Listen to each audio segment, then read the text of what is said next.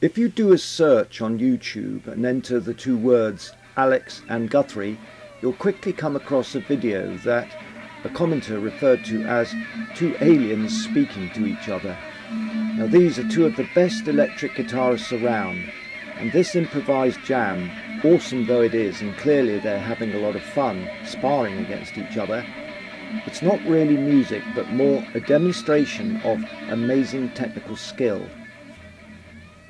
The reason I've picked this particular video out is because woodworking can become a technical exercise in its preciseness.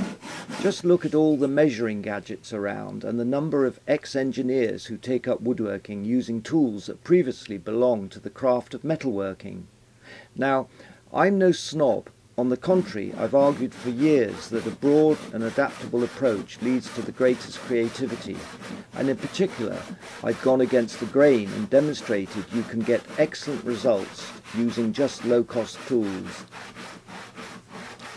The purpose of this video is to share some of the music of woodworking and strip the technicalities to the bare essentials and look at what it is that gives you the knack in woodworking. I'm going to start with the most basic requirement in achieving the kind of accuracy that avoids your work falling apart and looks satisfying, and that is getting a tight joint. By that I mean two surfaces marrying perfectly in a structural application and not having gaps everywhere. Now, the late great Alan Peters, who inspired me as a teenager and who I later became professional friends with, once said, "Woodworking is about getting it right first time and then not messing around with it."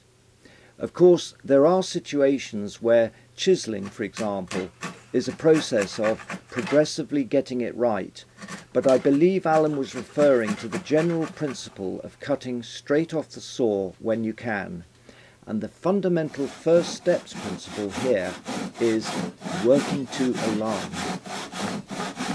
Now, without a line you are lost, and even if you work to a line but remove it with the saw, you're also out at sea.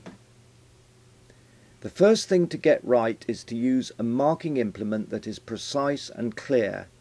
A pencil simply blunts as it draws, and on some woods hardly shows up. Now why use tradition for its own sake? The modern ballpoint pen gives a precise, consistent line which can be light or bold, and easily planes or sands off afterwards. When drawing a line, always double check the measurement and then shade waste, because you want to know which side of the line to work to. Now the important thing when sawing to the line is to leave the entire line on, and in the case of joint cutting this is what makes a tight joint, because unlike metalworking where tolerances are zero, the woodworking joint is fractionally oversized and the fibres compressed to make a really tight joint. Now this is where the thickness of the ballpoint mark is crucial. In general, that's how much oversized the joint needs to be.